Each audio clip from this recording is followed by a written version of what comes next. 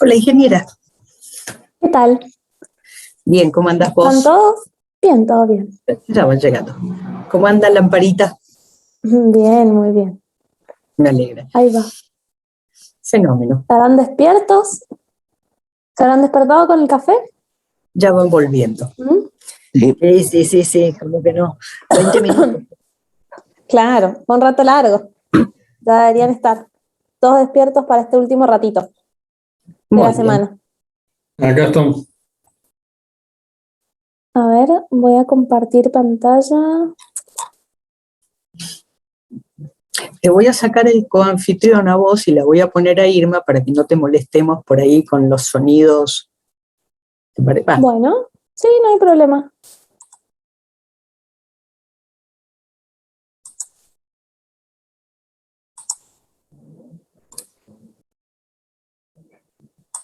¿Ahí lo ven?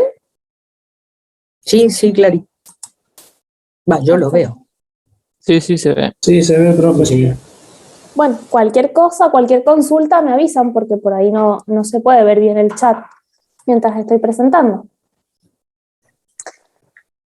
Bueno, ahora vamos a ver la segunda parte de esta unidad, que como les comentó la profesora Mercante, está dentro de herramientas de evaluación ambiental, pero es otra metodología distinta. Es la metodología de análisis del ciclo de vida. Esta metodología, tengo como achicar esto, ahí está. Bien, esta metodología en realidad es bastante diferente a la que vieron en la primera parte de esta clase y la clase anterior. Ahora vamos a ir viendo un poco que se aplica a procesos o a productos, no a proyectos, ¿sí? Entonces, el enfoque que le damos es diferente desde un principio. Vamos a ver, bueno, ¿qué es el ciclo de vida de un producto o servicio? Vamos a definir el análisis del ciclo de vida, que es esta metodología. Vamos a ver cómo es su estructura y vamos a ver las distintas partes de esta estructura, que ya las vamos a ver en detalle, y qué aplicaciones podemos darle a esta metodología. Bueno, ¿cómo se relaciona el análisis del ciclo de vida, que es la metodología que vamos a ver, con la gestión ambiental? Hasta hace unos años, lo que se venía analizando por ahí era el concepto de la empresa como centro de toda la atención, ¿sí? Se analizaba solo la empresa, por ejemplo, los residuos que una empresa producía o las emisiones que una empresa generaba. Pero no se ignoraban todos los procesos que dan lugar a la generación de un producto previos, antes de que este producto sea fabricado, por ejemplo, o los aspectos de consumo, mientras nosotros los utilizamos o los consumimos, o de postconsumo, qué pasa con los materiales que quedan después del consumo. Todos esos aspectos eran ignorados, solamente se consideraba la empresa. Esta situación ha ido cambiando con los años, ustedes lo saben, por la demanda de los consumidores, que exigen productos no solo de alta calidad, sino que protejan el medio ambiente. Y esto ha hecho que se empiecen a considerar las distintas etapas del ciclo de vida. Pero veamos un poco más cuál es el ciclo de vida de un producto. Ustedes conocen que cualquier producto comienza con la extracción de las materias primas necesarias, algún proceso de fabricación, puede ser una fabricación del material y después un ensamblaje o directamente la fabricación o la producción del producto. Después probablemente necesitemos un empaque para que este producto llegue al usuario, a la persona que lo va a utilizar. También un proceso de transporte. Después tenemos la etapa de uso o consumo del producto, pero hay una distribución, o sea, una cosa es transportar el producto hasta los distintos centros y después distribuirlo a los distintos usuarios. Y una vez que ese producto ya ha sido utilizado, tenemos un fin de vida que va a tener o residuos remanentes que no se pueden utilizar, puede ser por reciclaje, y todas estas etapas conforman el ciclo de vida de un producto, ¿sí? Seguro que se les van ocurriendo distintos productos para los cuales aplican estas etapas. Esto es más o menos general, por supuesto que cada producto puede tener distintas etapas, ¿sí?, en su ciclo de vida. pero más o menos como un bosquejo general, tenemos estas etapas. Profe, o sea que para el ciclo de vida arrancamos directamente desde la extracción de materia prima, o sea, no desde el momento en el que le dimos origen al producto en sí. No, se considera todo el ciclo de vida. Vamos a tener en cuenta desde la extracción de materia prima hasta el fin de vida. Ok, gracias. Y acá vemos cómo se relacionan esas 4 etapas más importantes.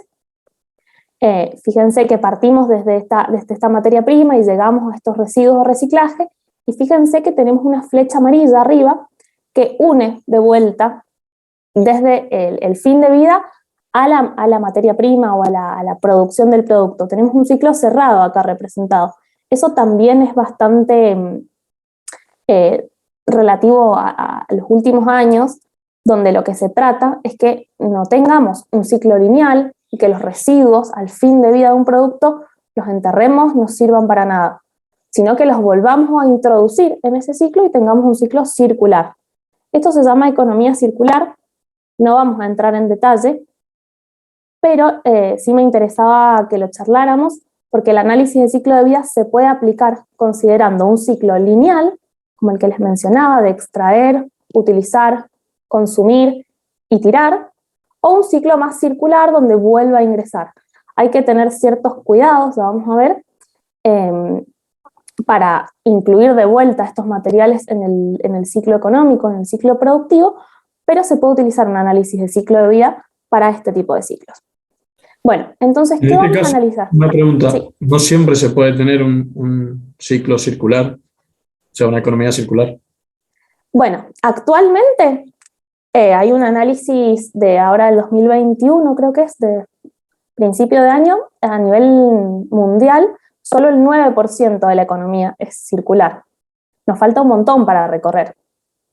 Ahora, hay muchos expertos que dicen que el futuro o es circular o no va a ser, porque es necesario que nosotros dejemos de extraer materia prima y de generar recursos si queremos seguir viviendo en un mundo con recursos finitos. Perfecto, gracias. No, igual yo lo pensaba más por el lado de la industria de la energía nuclear, o sea, imposible en ese caso. Bien, bueno, no vamos a entrar tan en detalle como les decía, pero la economía circular tiene varios aspectos.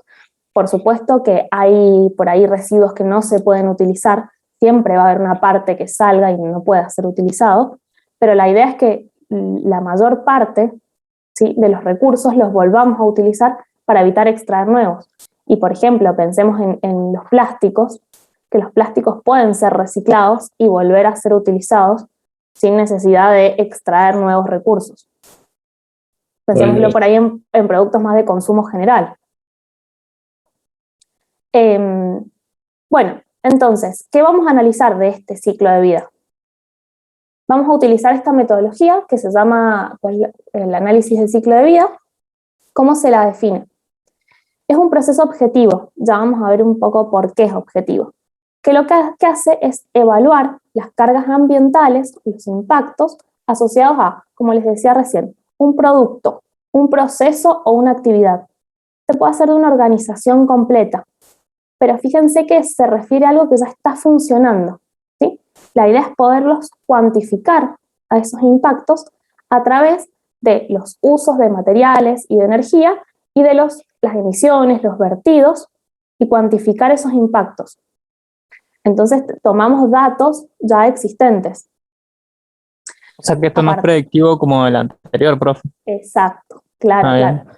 Por eso se le dice un proceso objetivo, porque es más fácil, es menos subjetivo en ese sentido, porque ya puedo cuantificar sin necesidad de predecir qué es lo que va a pasar, porque ya lo puedo ver, ya está pasando.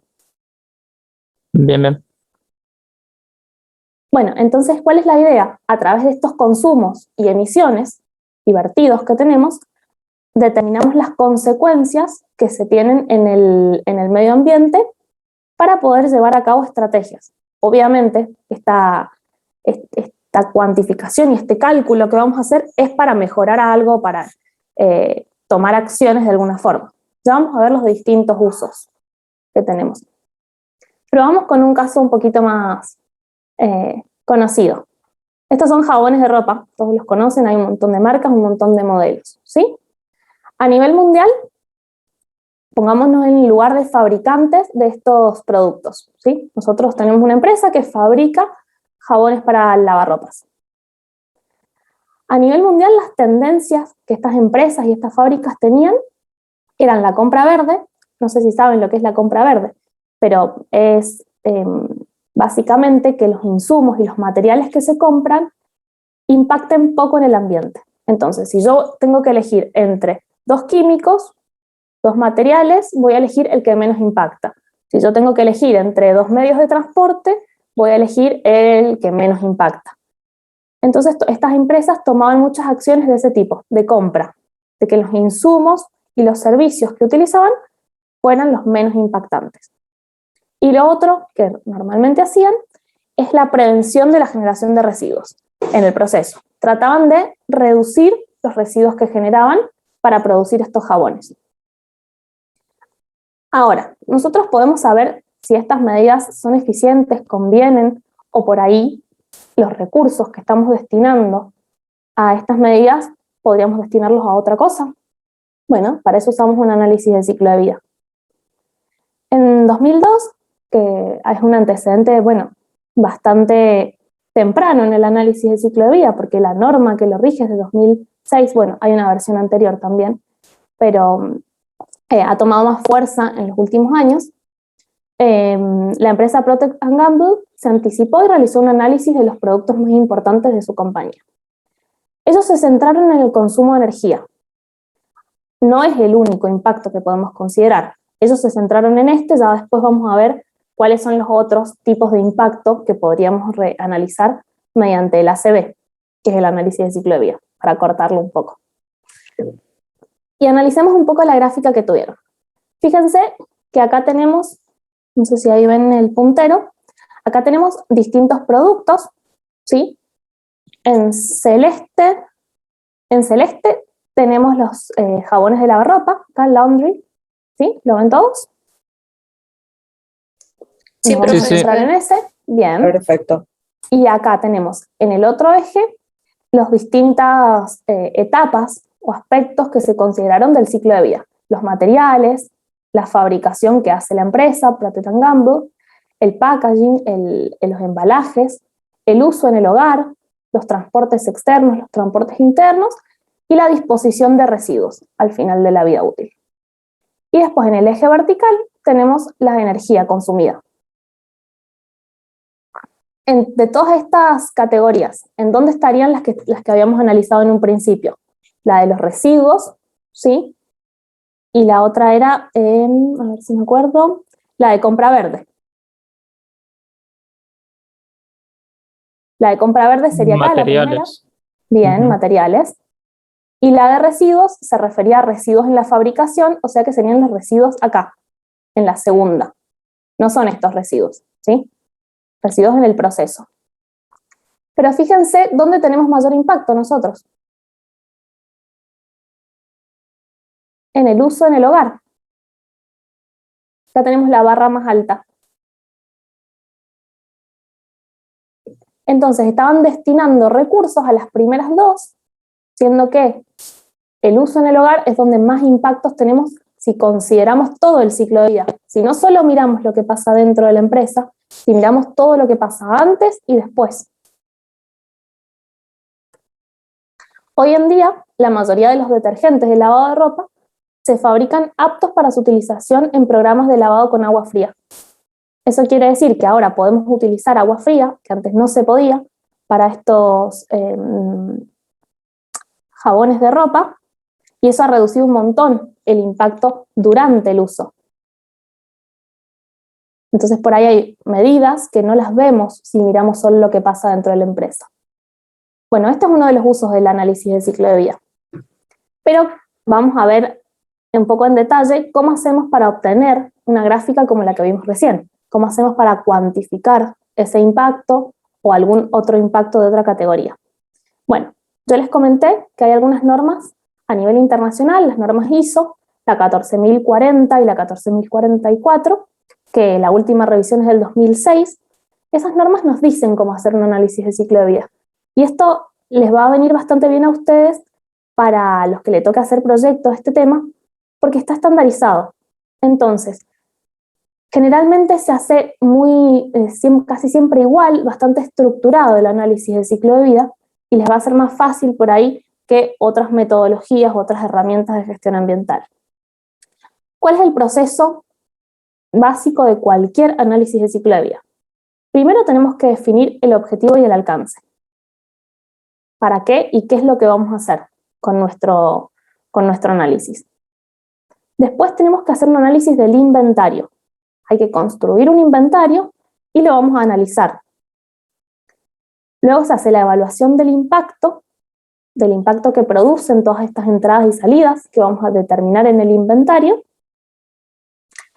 Y paralelamente a estas tres tenemos una interpretación. Fíjense que este es el esquema general que nos da ISO. Tenemos flechas en doble sentido, porque es un proceso muy dinámico. No es que yo voy haciendo paso 1, 2, 3, 4 y cuando termine el cuarto, listo, ya está. Es muy común en un análisis de ciclo de vida que cuando yo voy trabajando me doy cuenta que tengo que ir arreglando, mejorando, cambiando algo de lo que hice en las etapas anteriores. Por eso este dinamismo. Y tenemos la interpretación, que la interpretación tiene que ser no solo de los resultados finales, sino de todo, porque esos resultados están atados a qué consideré en mi inventario, qué alcance le di y para qué lo estaba haciendo. Ya lo vamos a ver ahora en detalle cada una de estas etapas. ¿Cuáles son las aplicaciones directas? Bueno, como les decía, el desarrollo y la mejora de productos, como el ejemplo que vimos de los jabones para ropa. La planificación estratégica también puede ser. La definición de políticas públicas, de una manera un poco más general, no solo de un producto, que pueden trabajar en análisis de ciclo de vida, por ejemplo, de sectores o de grupos de productos. El marketing también. Bueno, y hay distintos usos que al fin de la presentación vamos a entrar un poco más en detalle. Ahora vamos a ir etapa por etapa.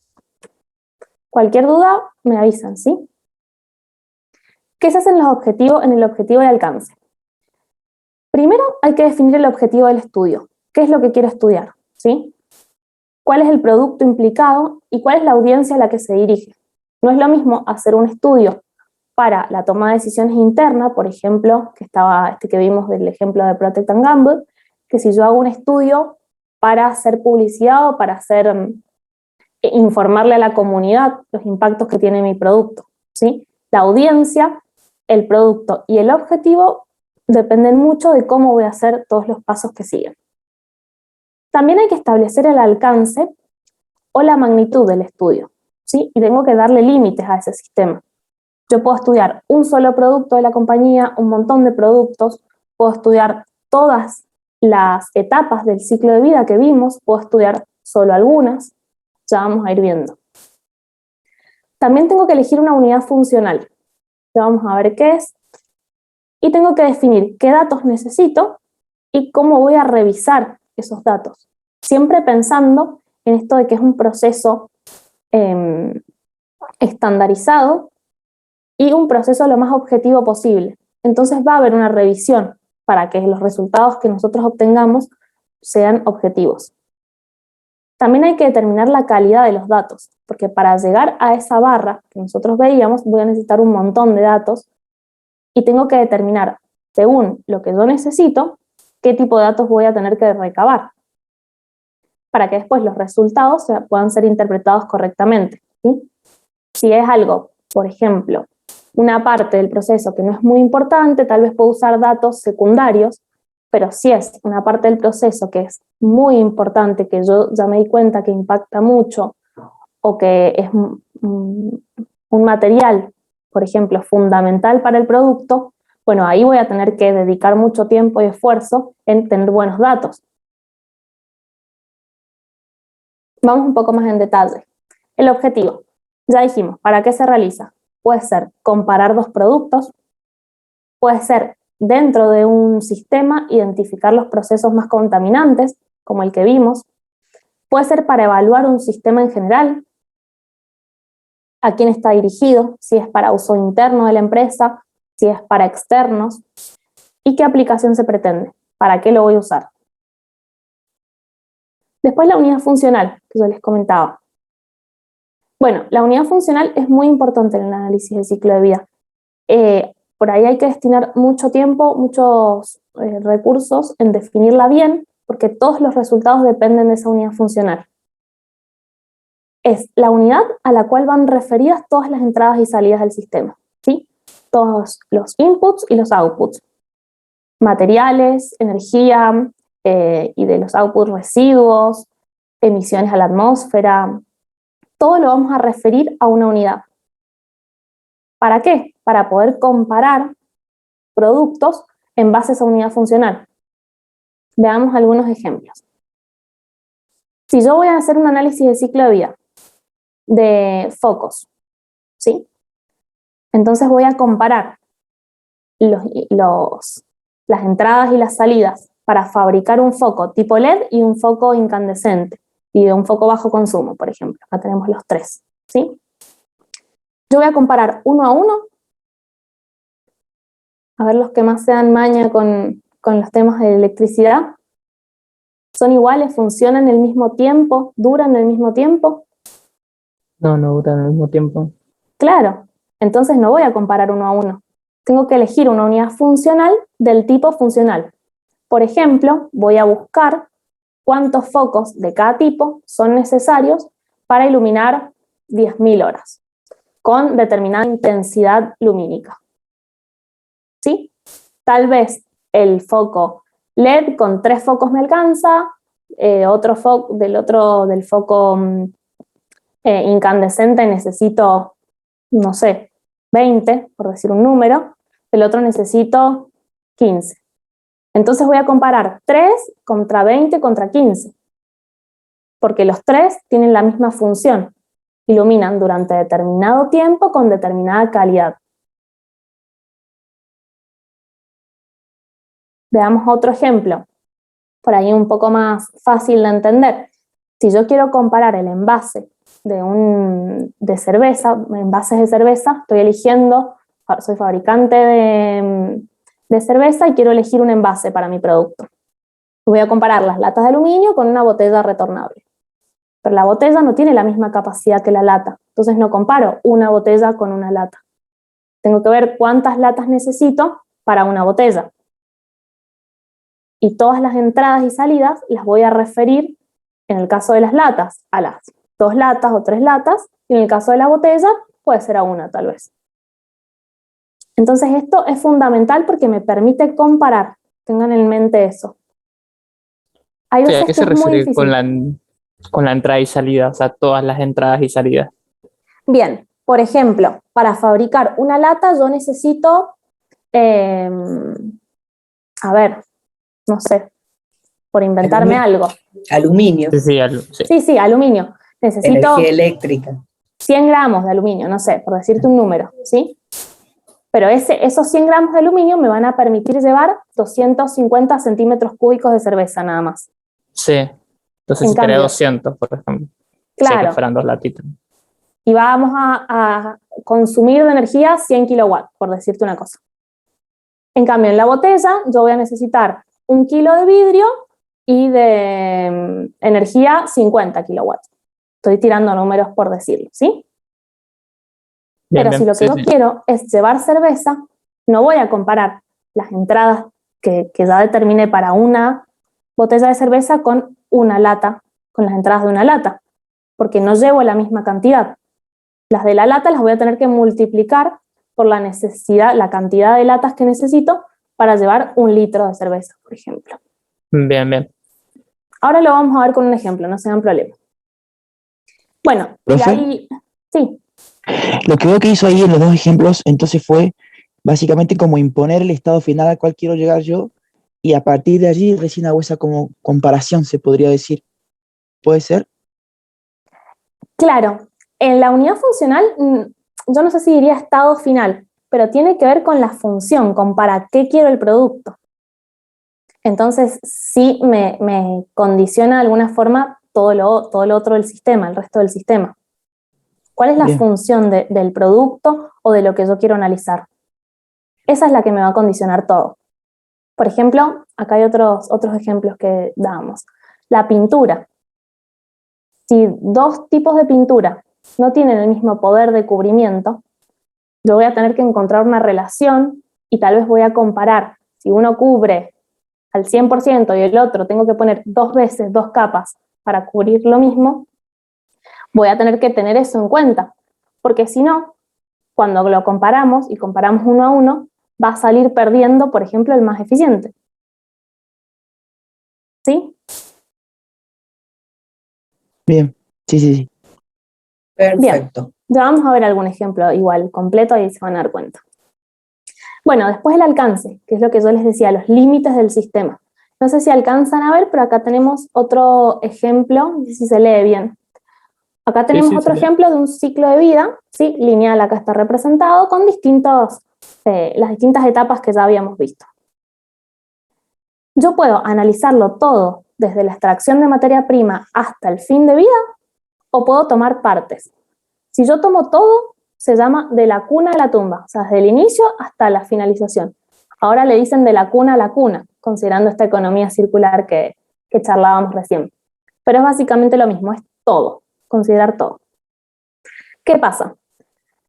Hay veces que es muy difícil determinar, por ejemplo, el fin de vida o la etapa de uso de un producto. Pensemos, por ejemplo, el fabricante de la lata de aluminio, ¿sí? Él no sabe cómo va a ser el uso de esa lata, porque encima él lo vende después a la empresa que fabrica la cerveza y después esa empresa lo traslada a otro lado.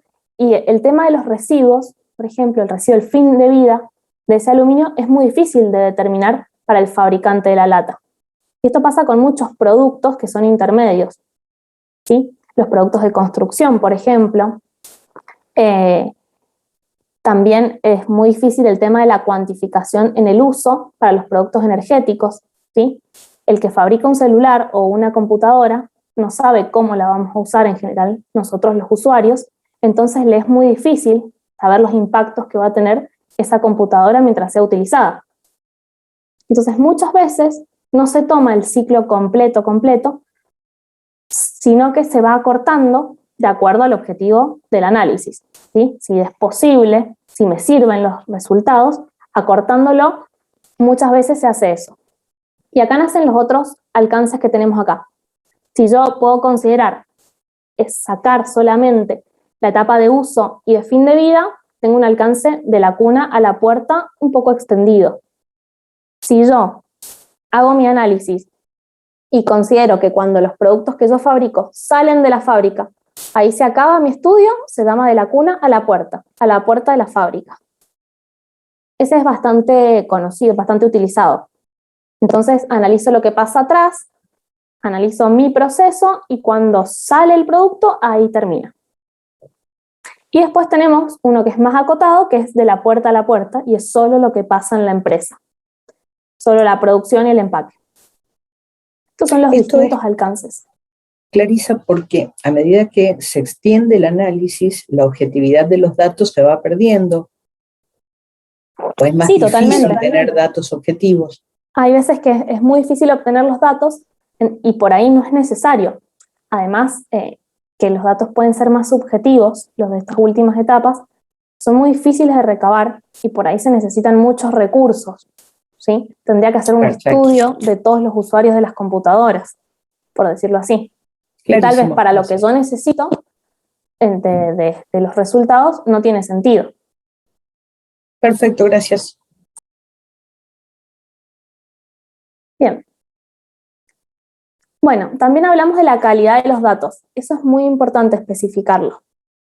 Por ejemplo, si yo tomo datos de un área geográfica determinada o de un periodo de tiempo determinado, si yo tomo datos de campo, datos primarios o datos de bases de datos, y si los datos son representativos tal vez de todo el mercado o de un sector del mercado, tal vez tome una muestra o de un caso puntual, todas estas características de los datos nos van a, de alguna forma, condicionar los resultados. Entonces siempre tienen que estar especificados y la norma esta que yo les mencionaba nos pide eso, que lo consideremos. Y en cualquier estudio publicado, bien hecho, van a ver que están publicados, cuál es la calidad de esos datos utilizados. Bueno, para seguir viendo un poco las distintas etapas, vamos a ver un caso de estudio así como transversal, donde vamos a ir aplicando las distintas etapas. El caso que vamos a analizar es el análisis de ciclo de vida de un ladrillo con plástico reciclado. Este es un ladrillo que se hace acá en nuestra provincia, que seguramente ya lo han escuchado, que se hace con botellas, las botellas PET, más que nada, o muchos materiales, o sea, otros plásticos de PET, que los trituran, utilizan una mezcla cementicia en base a cemento, los hacen una mezcla, los compactan y llegan a un ladrillo. ¿Sí? Este es el producto que vamos a analizar en este caso. Veamos cuál es el proceso productivo, para que todos lo tengan claro. Bueno, la organización que hace este proceso recolecta los distintos plásticos, los transporta, los compacta primero, después los tritura, acá lo ven, el plástico triturado, hace el hormigonado, la mezcla esta que va a conformar el ladrillo, luego tiene una serie de una máquina y unos moldes para ir formando en los ladrillos, que los ladrillos, como son en base a cemento, tienen que ser fraguados o curados, tienen que estar con la humedad suficiente durante un determinado tiempo, hasta que se vaya conformando bien el ladrillo, hasta obtener el ladrillo final, ¿sí? El producto final. Ese es el proceso que vamos a considerar. ¿Cuál es el objetivo y el alcance de este estudio? Bueno, el objetivo de este estudio fue cuantificar la contribución de cada etapa del proceso al impacto total del ladrillo. Es decir, lo que queríamos hacer acá era obtener los valores de cuánto impactaba, cuánto impacto generaba cada una de las etapas del proceso que acabamos de ver al ladrillo. ¿Sí? Es decir, queríamos mirar bien en detalle lo que pasaba dentro de la empresa y antes. No era compararlo con otros ladrillos, sino ver bien el detalle. ¿Cuál fue la unidad funcional? Bueno, acá fue 1 kilo de ladrillo, podría haber sido un ladrillo también, porque como no vamos a comparar con distintos productos, no teníamos el problema de determinar una unidad funcional. Pero sí teníamos que especificarla, porque como yo les digo, la idea es estandarizar y que sea bien objetivo los resultados, entonces que si cualquiera lee este estudio y quiere utilizar estos datos para, por ejemplo, comparar con otro tipo de ladrillo o con otro material, pueda utilizarlos sabiendo que todos los valores que nos dieron a nosotros son para 1 kilo de ladrillo. Entonces tiene que estar la unidad funcional siempre determinada, aunque yo no haga comparación. Bueno, el alcance que tomamos es, como comentábamos recién, de la cuna a la puerta. Fíjense que acá tenemos las distintas etapas del proceso que veíamos recién con fotos, ¿sí? Son 7 procesos internos que tiene la fabricación de este ladrillo. Tenemos como entrada los residuos de plástico, estos plásticos de botellas post-consumo. También tenemos entradas de energía, agua y distintos materiales o insumos. Tenemos como salida principal el producto, que es el ladrillo, pero también tenemos otras salidas del sistema, que son emisiones al aire, emisiones al agua, pueden ser residuos sólidos, impactos al suelo. Así genérico, este es nuestro sistema a analizar, con todas esas entradas y todas esas salidas. No analizamos acá qué es lo que pasa durante el uso del ladrillo. ¿Sí? Tenemos de la cuna a la puerta.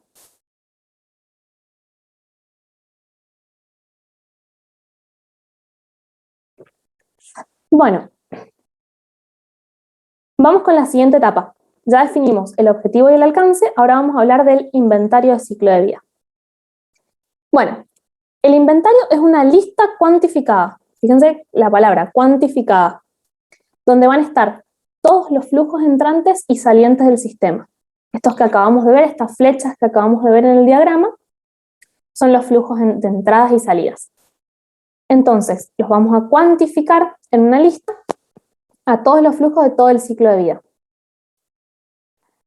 Estos flujos son extraídos del ambiente natural o son emitidos a él. Piensa en nuestro sistema, cómo interactúa con el resto del entorno. A eso se refiere. Acá vamos a tener que calcular para eso los requerimientos energéticos, la energía consumida, todos los materiales e insumos y todas las emisiones. Entonces tenemos acá un diagrama un poco simplificado, como el que vimos recién, donde tenemos el proceso y todas las entradas y salidas. Entonces, en esta etapa vamos a determinar y cuantificar todos estos flujos. Acá de manera también genérica tenemos otra vez el proceso, todo el ciclo de vida, ¿sí? Así bien general, considerando la extracción de materia prima, fabricación, transporte, el uso y el fin de vida. Y para lograr el inventario vamos a considerar todas las entradas y todas las salidas, todas las entradas materiales, combustibles, energía, y todas las salidas, que son los efluentes o las emisiones al agua, las emisiones atmosféricas, los residuos, los productos y los subproductos que tenemos para todas las etapas, ¿sí?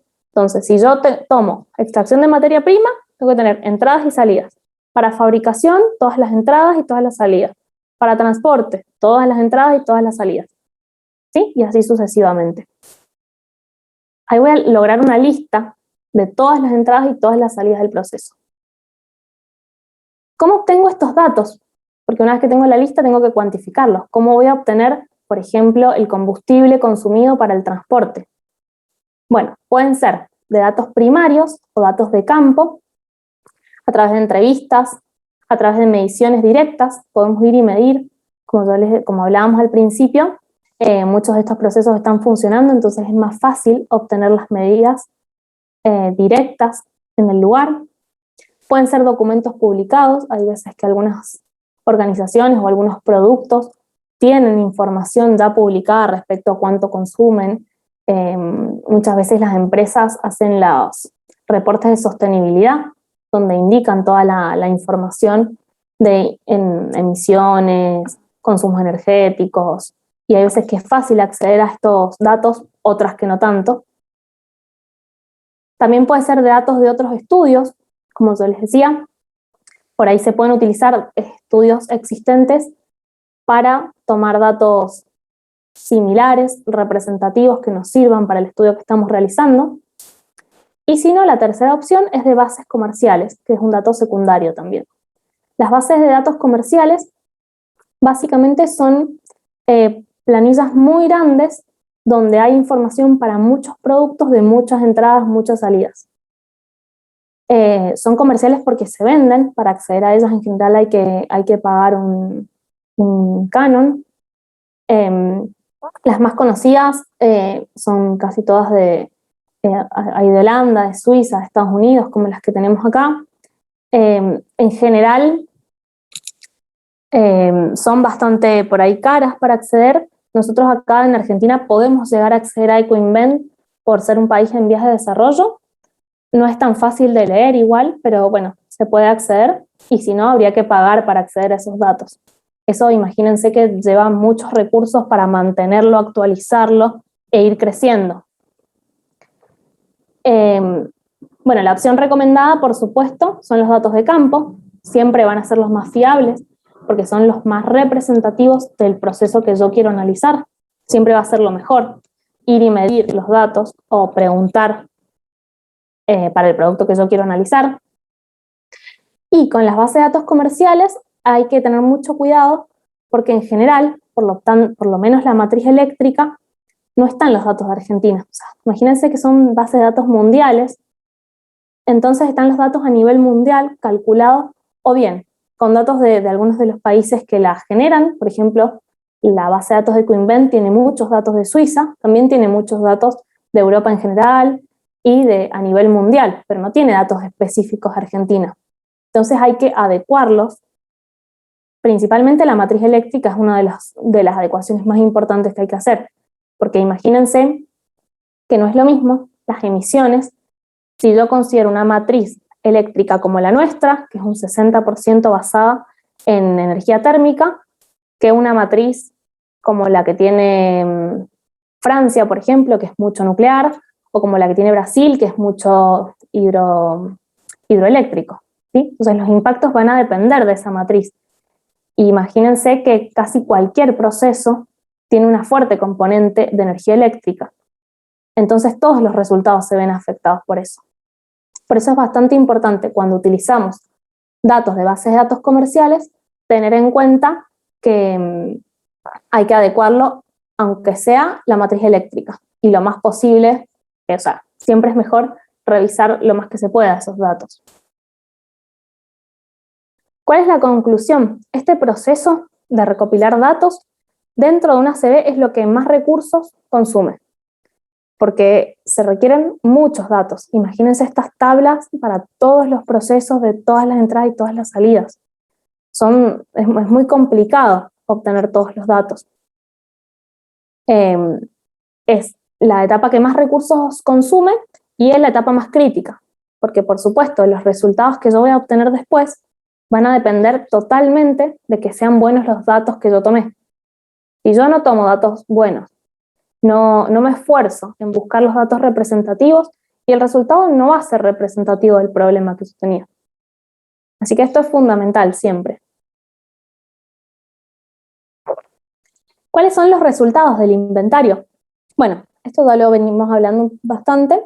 Va a ser una cuantificación de todas las entradas y las salidas que tiene cada proceso, ¿sí? Cada proceso unitario que lo compone. Veamos un ejemplo. Este es un resultado de un inventario para la combustión de 1 kilogramo de gasoil, ¿sí? Y fíjense, esta tabla está cortada, ni siquiera está completa. Todas las emisiones que tiene la combustión, solo un proceso, ¿sí? No está la fabricación de ese gasoil, ni el transporte, ni nada. Solo el proceso de combustión de 1 kilo de gasoil tenemos todas estas emisiones. Entonces imagínense que los inventarios suelen ser bastante complicados cuando yo tomo un caso completo. Para nuestro caso de estudio, el listado era este. Para cada etapa teníamos entradas y salidas. Acá pueden ver todas las entradas y salidas. No he copiado el inventario completo porque es muy complicado de analizar. Es más, no lo hemos hecho con Excel. Esto se ha trabajado con un software donde yo voy cargando distintas fichas para cada una de estas entradas y salidas, y ahí están todos sus datos. Y después estos programas hacen un cálculo general y traen todas las fichas al lugar. Cada uno de estos procesos y cada uno de estos materiales después tiene varias fichas. Sí, lo que tenemos es, fíjense acá, para cada una de las etapas de nuestro caso, de dónde se sacaron los datos. Y esto sí es importante que esté determinado, porque como les decía, va a depender esa calidad de los datos y qué datos tomé, todo después el resultado del informe. Entonces, por ejemplo, para transporte utilizamos datos de planta, comunicaciones con el encargado de la planta, pero también utilizamos datos de Ecoinvent para la producción de diésel, con la modificación de la matriz eléctrica argentina. Esto también se suele incluir en los informes de estos estudios, para que se vea bien cuáles han sido los datos utilizados.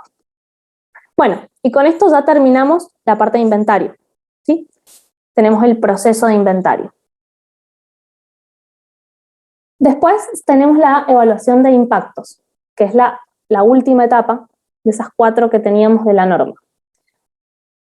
La tercera etapa, después nos queda la interpretación. Bueno, en esta etapa vamos a clasificar y evaluar todos los resultados del inventario, ¿sí? Y lo vamos a relacionar con efectos ambientales observables.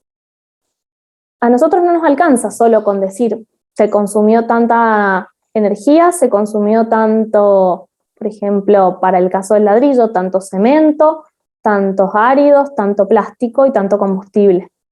Porque eso no nos da una idea de cuál es el impacto. Entonces vamos a ir un poco más allá y vamos a relacionar todas las entradas y todas las salidas con efectos ambientales. Para eso vamos a utilizar las categorías de impacto, que ya vamos a ver algunas, y vamos a medir de alguna forma cuánto contribuye cada contaminante, cada entrada y cada salida a esas categorías. Para esto tenemos varias etapas, subetapas dentro de la evaluación de impactos. Hay unas que son obligatorias, que es seleccionar las categorías de impacto. ¿Por qué seleccionar? Porque realmente hay un montón de categorías que puedo utilizar y no siempre voy a utilizar todas. Por ejemplo, si mi estudio es para comunicación al público, No voy a utilizar una gran cantidad de categorías que solamente van a confundir. Tal vez voy a utilizar las más conocidas o algunas puntuales. También tal vez hay algunas categorías que son más importantes para mi producto, para las emisiones que tengo en el proceso que estoy estudiando. Entonces, normalmente se eligen categorías. Después, una vez que ya tenga las categorías que voy a hacer, sean 5, sean 10, las que sean, que voy a analizar, clasifico todas las emisiones según esas categorías. Hay algunas emisiones que van a contribuir a una categoría, a 2 o a 5. Y después hago el proceso de caracterización. Ahí vamos a ver bien qué incluye. Estas son las subetapas obligatorias. La norma nos pide que siempre las incluyamos. Siempre en cualquier análisis de ciclo de vida deben estar. Y después tenemos algunas opcionales, que es la normalización. Esto es para sacarle la dimensión a estas categorías de alguna forma y poder tener una idea de un impacto así adimensional, ¿sí? Y tenerlas todas en la misma o en ninguna unidad. ¿Cuál es el objetivo de esto? En general, después ir a una ponderación y poder sumar las categorías, por ejemplo, para llegar a un puntaje final. A ver, para que se den una idea, yo puedo tener el impacto de mi proceso en 5 categorías. Calentamiento global, eutrofización, acidificación, ¿sí? Pero después yo puedo comparar eso en base a una adimensional, hacerlo adimensional, por ejemplo, tomando algo genérico como el impacto por un ser humano en Argentina, por una persona, o el impacto de andar 1 kilómetro en un auto normal, ¿sí? Para después poder sumar esas categorías y obtener un valor único. Esto normalmente se usa para ayudar a la comunicación de los resultados. ¿Cuál es el problema? Hay mucha subjetividad en esto que les digo. Entonces, se considera opcionales, se pueden agregar, pero los métodos para llegar a estos resultados son bastante subjetivos, no hay consenso con estos métodos. Entonces, por las dudas, siempre tienen que estar la parte obligatoria, siempre tiene que estar el impacto por categoría. Ahora vamos a ver en detalle cuáles son. Bueno, algunos ejemplos de categorías de impacto. Calentamiento global, que seguro todos lo conocen, eso se mide en las unidades es gramos o kilogramos de CO2 equivalentes. Van a tener distintos alcances, las distintas categorías de impacto. Acidificación es otra, eutrofización, destrucción de la capa de ozono. Cada una de estas categorías tiene un fenómeno atrás, ¿sí? Que es el que nos va a decir cómo afectan cada uno de las entradas y salidas a esa categoría. Y todo ese estudio de métodos y de fenómenos, eso sí se viene estudiando hace bastante tiempo y en general hay bastante consenso para las categorías más comunes. Entonces nosotros podemos obtener resultados bastante objetivos. ¿Sí?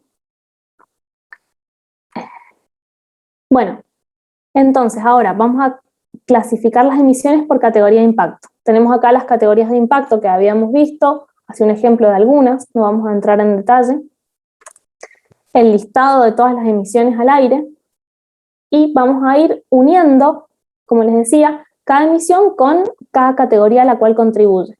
Y después la categoría de calentamiento global, ¿sí?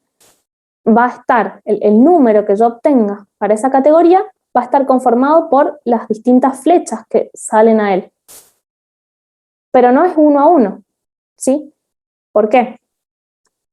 Porque, por ejemplo, el dióxido de carbono, pensando en el calentamiento global, ¿sí?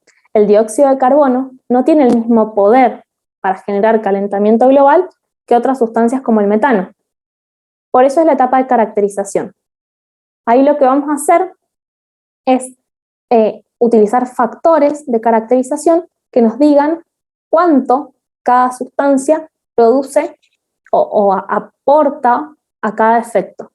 Por ejemplo, el metano tiene un factor o un poder de calentamiento global de 24 respecto al dióxido de carbono, ¿sí? Es decir, cada kilogramo de dióxido de carbono genera un determinado efecto de calentamiento global. pero cada kilogramo de metano genera un efecto 24 veces más grande. Entonces no lo sumo directo. Por eso hago la caracterización. ¿Cómo hago esta suma? Simplemente acá ven la fórmula, voy a sumar las emisiones de cada una de las sustancias que yo voy a ir encontrando en mi inventario por su poder o su factor de caracterización. Esto no lo tenemos que hacer nosotros a mano. Esto de vuelta se utilizan soft que ya tienen cargados estos modelos. Ya hay bastante estudio en este tema y ya se sabe todas las sustancias cómo contribuyen a los distintos factores, a estas categorías de impacto. Por supuesto, bueno, hay algunos rangos, hay veces que no hay tanto consenso en números específicos, pero en general son bastante buenos los modelos. De última, lo que se puede hacer después es un estudio más bien estadístico de cómo se verían influenciados de acuerdo a los distintos modelos los resultados. Pero más o menos para que tengan una idea, esto es como les decía, en un soft directamente elegimos la categoría de impacto, ponemos calcular y se calcula solo. Solo tenemos que poner los datos de entrada y de salidas. Bueno, esto hablábamos recién de las distintas categorías. Como les decía, mientras más vamos avanzando a la parte opcional del proceso, más aumento tenemos de la incertidumbre, porque son modelos que por ahí no están tan probados, pero más fácil es la comunicación de los resultados. Entonces, bueno, hay que tener en cuenta también una solución de compromiso, que es lo que queremos mostrar, o si no, presentar todos los resultados juntos. Bueno, volvamos a nuestro caso. En nuestro caso teníamos el ladrillo con plástico reciclado. Esta es la parte obligatoria. O sea, acá hicimos el cálculo para distintas categorías. Fíjense la cantidad que tenemos. Creo que eran 17 categorías para este método. Y tenemos con distintos colores las distintas etapas del proceso que habíamos tomado. De nuestro límite del sistema teníamos un montón de procesos, esos 7. Acá los tenemos con distintos colores en las barras. Los resultados están totalizados en 100, así que todo está 100, porque lo que nos interesa era ver cómo contribuía cada uno de estos procesos a cada impacto. Fíjense la primera, analicemos una nada más. La primera, que es calentamiento global. Acá, ¿qué procesos tenemos?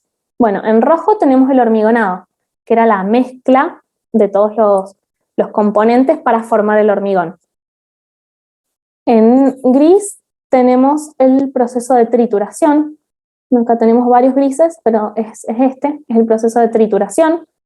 Esas botellas que recibía la planta, las trituraba para poder obtener esas pequeñas partículas que habíamos visto, que después eran incorporadas a la mezcla. Ese proceso es el que vemos en gris. Y en amarillo, que es más bien un mostaza, tenemos el transporte del plástico. Fíjense que esos 3 procesos contribuyen casi el 100% de las emisiones o del efecto de calentamiento global de todo el proceso. Las otras 4 no contribuyen casi en nada. Esto era lo que nosotros queríamos hacer, analizar en detalle qué es lo que pasaba en este proceso. Y así lo mismo podemos ir analizando para distintas categorías. Consumo de agua, acidificación terrestre, radiaciones ionizantes, que bueno, no vamos a entrar en detalle en qué implica cada una de estas categorías, eso sería una clase especial. Pero sí que sepan que hay muchas, que la idea es que se pueden representar distintos fenómenos, distintos efectos ambientales. Va a depender, de vuelta, como les decía, de para qué hago el estudio, qué es lo que quiero obtener, cuáles son las categorías que voy a elegir. Y fuimos un poquito más en este estudio y analizamos esos efectos, todos esos 17 categorías, cómo afectan no sé si alcanzan a leer, la primera barra es la salud humana, la segunda es los ecosistemas y la tercera son los recursos, ¿sí? Y acá tenemos el impacto total. Entonces podemos ver, también están con distintos colores los distintos procesos de la fabricación, y acá podemos ver también cómo contribuye a se llama endpoint o efecto final, ¿sí? cómo influyen para los distintos efectos ambientales a la salud humana, como les decía, los ecosistemas y los recursos. Y además, fíjense que esto no están totalizadas al 100, entonces podemos ver que este proceso tiene muchos más efectos sobre la salud humana que sobre los ecosistemas. Entonces podemos ir obteniendo también distintos resultados y distintas conclusiones, depende de cómo vayamos presentando y tratando los resultados. Profe, ¿y qué unidad tiene el eje de ordenadas ahí? No tiene unidad, porque ya está en el proceso que yo les decía de la parte opcional, donde sacamos la unidad, de alguna forma se adimensiona. Entonces, que si no, no habría unidad posible para comparar cómo comparas la salud humana, los ecosistemas y los recursos. Son muy diferentes entre ellos. Pero, ¿y cómo podría ordenada, decía. Claro, se utilizan puntos, son unos puntos adimensionales. Ah, bien. Hay modelos muy complejos para llegar a esto, también de vuelta. Todo esto se puede consultar y los podemos analizar bien en detalle para cada estudio, pero realmente para entender bien cómo se llegó a que en la salud humana tenemos 7 puntos, creo que es ese valor para esos puntos, hay que leer todo el modelo matemático que se utilizó. La idea es como ir viendo un poquito más que cómo se va afectando, ¿sí?, a futuro. Bueno, y nosotros lo hemos ido haciendo un poco en el proceso mientras vimos el ejemplo, pero teníamos también la etapa de interpretación. Y habíamos dicho que interpretamos todas las etapas anteriores juntas, las vamos analizando. ¿Y qué es lo que podemos obtener de esta interpretación? Bueno, pueden ser recomendaciones para mejorar el producto o un servicio, como el ejemplo que vimos de los jabones para lavarropas. Pueden ser cambios en el proceso, pueden ser cambios en el diseño, y esto es bastante importante porque muchas veces no tiene tanto que ver con cómo fabricamos un producto, sino en el diseño del mismo, si nosotros consideramos todo el análisis del ciclo de vida. También puede ser una sustitución de materias primas, tal vez nos dimos cuenta que hay una materia prima que es la que más impactos nos está generando. Tal vez nos dimos cuenta que en el cambio en el diseño, con un pequeño cambio, teníamos un efecto muy grande en la etapa de uso, por ejemplo. Todo esto se puede obtener en la interpretación. También podemos hacer un análisis de sensibilidad de resultados, y esto es bastante importante, porque una vez que yo ya me di cuenta, ya obtuve los resultados, puedo saber cuáles son las variables que más significancia tuvieron en los resultados. Entonces, puedo hacer un análisis de inclusión o exclusión de datos. Tal vez si yo había un dato que no estoy muy segura si era bueno o no, porque me pareció que tenía mucha incertidumbre, porque yo no lo obtuve de una fuente primaria, sino que lo tomé de una base de datos y me daba muchas dudas, puedo probar cómo se ven afectados los resultados si lo quito o si agrego otro dato, si lo modifico. Puedo excluir alguna etapa del proceso, puedo excluir alguna entrada y salida. Y bueno, acá hay distintos análisis que se pueden ir haciendo para ver cómo se ven afectados los resultados. Y eso le va a dar robustez al estudio, ¿sí? El estudio va a ser mejor si yo probé todas las posibilidades que me afectaban.